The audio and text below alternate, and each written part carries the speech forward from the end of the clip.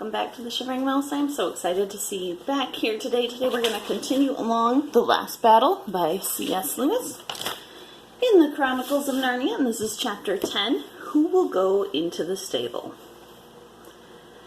Jill felt something tickling her ear. It was Jewel, the unicorn, whispering to her with a wide whisper of a horse's mouth. As soon as she had heard what he was saying, she nodded and tiptoed back to where Puzzle was standing. Quickly and quietly, she cut the last cords that bound the lion skin to him. It wouldn't do for him to be caught with that on, after what the ape had said. She would like to have hidden the skin somewhere very far away, but it was too heavy. The best she could do was to kick it among the thickest bushes. Then she made signs to Puzzle to follow her, and they both joined the others. The ape was speaking again.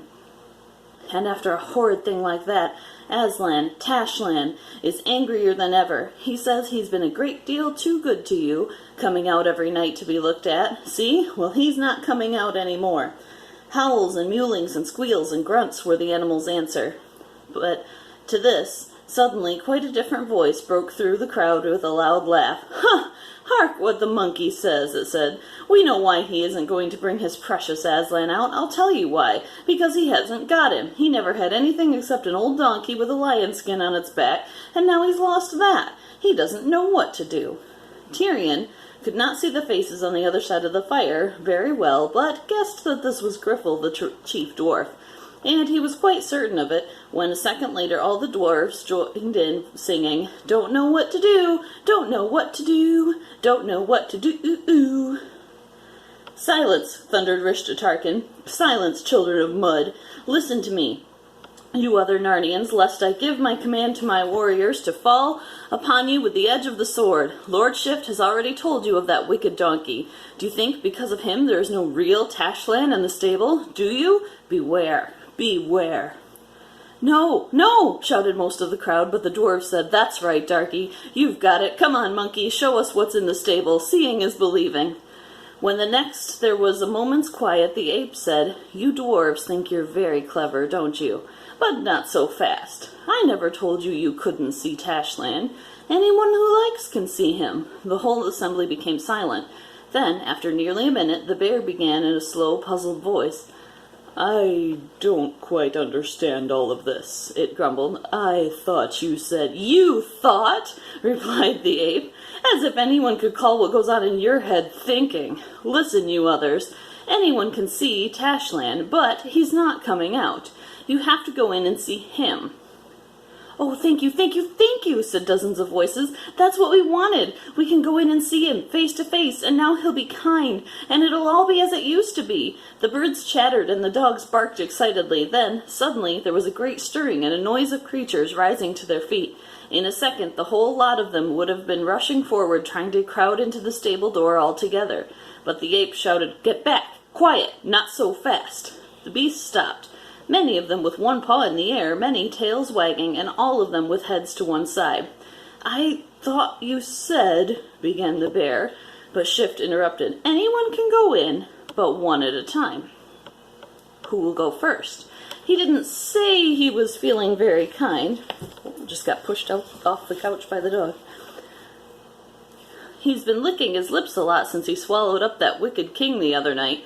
He's been growling a good deal this morning. I wouldn't much like to go into that stable myself tonight. But, just as you please, who'd like to go in first? Don't blame me if he swallows you whole or blasts you into a cinder with the mere terror of his eyes. That's your affair. Now then, who's first? What about one of you dwarves?" "Dilly, dilly, come and be killed," sneered Griffle. "How do we know what you've got in there?" "Ho!" cried the ape. "So you're beginning to think there's something there, eh? Well, all you beasts are making noise enough a minute ago. What struck you all so dumb? Who's going in first?" But the beasts all stood looking at one another and began backing away from the stable. Very few tails were wagging now. The ape waddled to and fro, jeering at them. "Ho, ho, ho," he chuckled. "I thought you were all so eager to see Tashlan face to face. Changed your mind, eh?" Tyrion bent his head to hear something that Jill was trying to whisper in his ear. "What do you think is really inside the stable?" she said. "Who knows?" said Tyrion. "Two collarmans with drawn swords as likely as not, one on each side of the door." "You don't think," said Jill, "you don't think it might be, that horrid thing we saw? Tash himself, whispered Tyrion. There's no knowing, but courage, child. We are all within the paws of the true Aslan. Then, a most surprising thing happened. Ginger, the cat, said in a cool, clear voice, not at all as if he was excited, I'll go in if you like. Every creature turned and fixed its eyes on the cat. Mark their subtleties, sire, said Poggin to the king. This cursed cat is in the plot, in the very center of it. Whatever is in that stable will not hurt him, I'll be bound, when Ginger'll come out again and say that he has seen some great wonder. But Tyrion, who had no time to answer him, the ape was calling the cat to come forward. Ho-ho, said the ape. You pert puss would look him in the face? Come on, then. I'll open the door for you, but don't blame me if he scares the whiskers off your face. That's your affair. Then the cat got up and came out of its place in the crowd, walking primly and daintily with its tail in the air, not one hair on its sleek coat out of place. It came out till it was past the fire, and so close that Tyrion, from where he stood with his shoulder against the end wall of the stable, could look it right in its face. Its big green eyes never blinked. Cool as a cucumber, muttered Eustace. It knows it has nothing to fear. The ape, chuckling and making faces, shuffled across beside the cat and put up its paw, drew the bolt, and opened the door. Tyrion thought he could hear the cat purring as it walked into the doorway. The most horrible caterwaul you'd ever heard made everyone jump. You have been wakened yourself by cats quarreling on the roof in the middle of the night. You know the sound. This was worse. The ape was knocked over head over heels by Ginger coming back out of the stable at top speed. If you had not known he was a cat, you would have thought he was a ginger-colored streak of lightning. He shot across the open grass back into the crowd. No one ever wants to meet a cat in that state. You could see animals getting out of his way left and right. He had dashed up the tree, whisked around, and hung headward down. His tail was bristled till it was nearly as thick as his whole body. His eyes were like saucers of green fire along his back. Every hair stood on end. I'd give my beard, whispered Poggin, to know whether that brute is only acting or whether he's really found something in there that frightened him. Peace, friend, said Tyrion, for the captain and the ape were also whispering, and he wanted to hear what they said. He did not succeed, except that he heard the ape once more whimpering, my head, but he got the idea that those two were almost as puzzled by the cat's behavior as himself. Now, Ginger, said the captain, enough of that noise. Tell them what thou hast seen. Eow! Screamed the cat. Art thou not called a talking beast? Said the captain. Then hold thy devilish noise and talk. What followed was rather horrible. Tyrion felt quite certain, and so did the others, that the cat was trying to say something, but nothing came out of its mouth except the ordinary, ugly cat noises you might hear from an angry or otherwise frightened old Tom in the backyard of England. And the longer he caterwauled, the less like a talking beast he looked. Uneasy whisperings and little sharp squeals broke out from among the other animals. Look! Look! Called the voice of a bear. It can't talk. It's forgotten how to talk. It's gone back to being a dumb beast. Look at its face. Everyone saw that it was true. And then the greatest terror of all fell upon those Narnians, for every one of them had been taught, when it was only a chick or a puppy or a cub, how Aslan at the beginning of the world had turned beasts of Narnia into talking beasts, and warned them that if they weren't good, they might one day be turned back and be like the poor witless animals one meets in other countries. And now it's coming upon us, they moaned. Mercy! Mercy! Wailed the beast. Spare us, Lord Shift. Stand between us and Aslan. You must always go in and speak to him for us. We dare not. We dare not. The Ginger disappeared up into the tree, and no one ever saw him again. Tyrion stood with his hand on his sword hilt and his head bowed. He was dazed with the horrors of that night. Sometimes he thought it would be best to draw his sword at once and rush upon the Collarmans. Then the next moment he thought it would be better to wait and see what new turn of affairs might take. And now a new turn came. My father, came a clear, ringing voice from the left of the crowd. Tyrion knew that it was one of the Collarmen speaking, for in the Tisrock's army, the common soldiers call the officers my master, but the officers call their senior officers my father. Jill and Eustace didn't know this, but after looking this way and that, they saw the speaker, for of course the people at the sides of the crowd were easier to see than the people in the middle, where the glare of the fire made all beyond it look rather black. He was young and tall and slender, and even rather beautiful in the haughty Collarman way. My father, he said to the captain, I also desire to go in. Peace, Emeth, said the captain. Who called thee to council? Does it become a boy to speak? My father, said Emeth, truly I am younger than thou, and yet I am also of the blood of the Tarkans, even as thou art, and I am also the servant of Tash. Therefore, silence, said Rishta Tarkan. Am I not thy captain? Thou hast nothing to do with this stable. It is for the Narnians. Nay, my father, answered Emeth. Thou hast said that their Aslan and our Tash are all one, and if that is truth, then Tash himself is in yonder. And how then sayest thou that I have nothing to do with him? For gladly I would die 1,000 deaths if I might look once upon the face of Tash. Thou art a fool and understandest nothing, said Rishta Tarkan. These be high matters. Emeth's face grew sterner.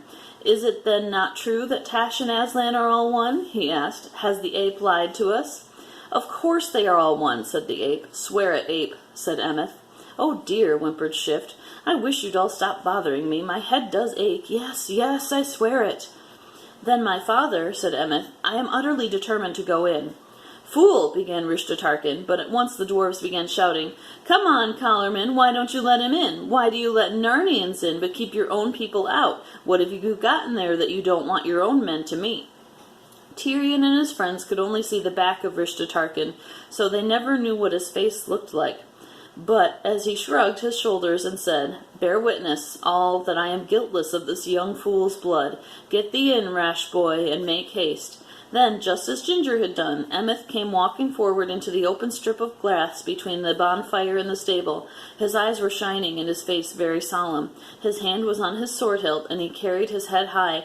Jill felt like crying when she looked at his face, and Jewel whispered in the king's ear, By the lion's mane, I almost love this young warrior. Collarman though he may be, he is worthy of a better god than Tash. I do wish we knew what was really in there, said Eustace. Emeth opened the door and went in, and into the black mouth of the stable. He closed the door behind him. Only a few moments passed, but it seemed longer before the door opened again. A figure in Collarman armor reeled out and fell on its back and lay still, and the door closed behind it.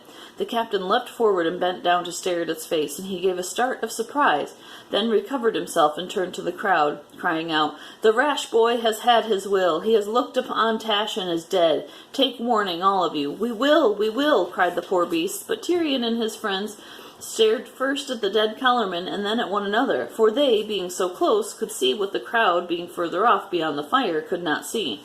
This man, who was dead, was not Emeth. He was quite different, an older man, thicker and not so tall, with a big beard. Oh ho ho, chuckled the ape. Any more? Anyone else want to go in? Sorry, the dog is passing by. Well, as you're all shy, I'll choose next. You, Boar. Come on, drive him up, Collarmans. He shall see Tashland face to face. Oomph, grumped the Boar, rising heavily to his feet. Come on, then. Try my tusks. When Tyrion saw that brave beast getting ready to fight for his life, Collarman's soldiers beginning to close in upon it with their drawn scimitars, and no one going to its aid, something seemed to burst inside of him. He no longer cared if this was the best moment to interfere or not.